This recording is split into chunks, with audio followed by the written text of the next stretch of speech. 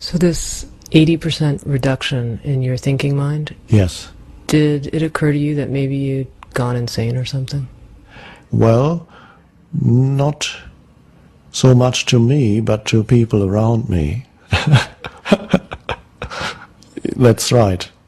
So people who knew me, especially family, parents, family members, some friends, thought something had gone wrong with me because, well, after the shift for a while I carried on with the external structures of my life. I just carried on as if nothing had happened because they still had a certain momentum, and there was just, the momentum was there, and I went with the momentum for 3 years or so, 4 years, and then realized that those external structures were totally out of alignment with my inner being. I was in the academic world, mind dominated completely, and ego dominated completely. And so then a moment came when I left it all behind, and that's when people thought I was really mad, because to leave a promising academic career behind and go into nothing, and then sit on a park bench and not do anything anymore.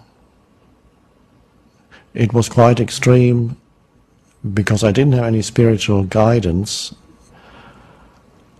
Nobody who told me that, well, you don't need to live on a park bench, you can actually still function in the world. I had to find that out for myself, and that took quite a few more years, that I could still function in the world. But for a while the state of presence or beingness was so satisfying and beautiful and complete, I lost all interest in future, let alone ambition or needing to achieve this or that. If the present moment is so fulfilling, why need the future?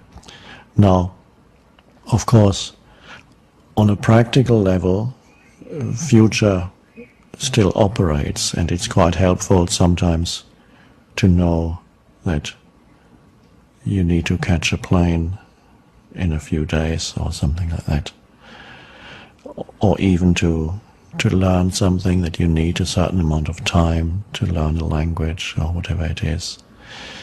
But I didn't need future internally anymore, and it took years before I started being able to deal with the world again without needing the world, almost in a playful way, to initiate things, to do things.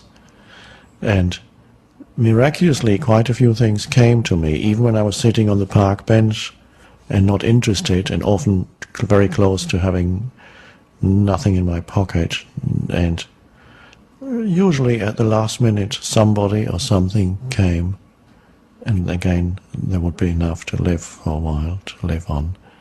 Miraculously it always happened. And gradually then I was able to function in the world again. I must say, 2 or 3 times I tried to drop back into the structures of the world. I was feeling that my time on the park bench was coming to an end, and I thought, well, okay, I better do something. And then once I applied for a job, and this is quite funny, I applied for a job at a merchant bank in the city of London, and I actually got an interview, and they listened to me with interest, but didn't offer me a job. And then I applied for an academic job, and I also got an interview, and there was a panel of professors interviewing me, maybe 6 or 7. And at the end of the interview, one of the professors asked me, And what do you really want to do? He could see that that was not what I really wanted to do. And that was my last interview ever. So I realized I really didn't want to drop back into the structures of the world.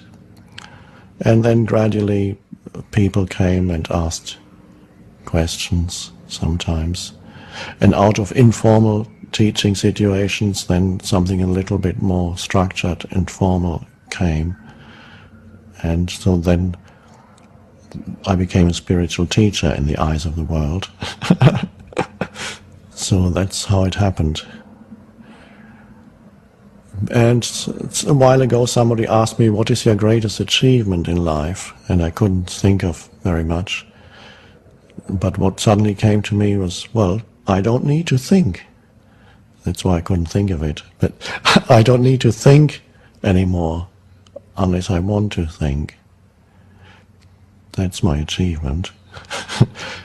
But that's not really an achievement because it's a negative thing. It's a I don't need to think, so I haven't achieved really anything.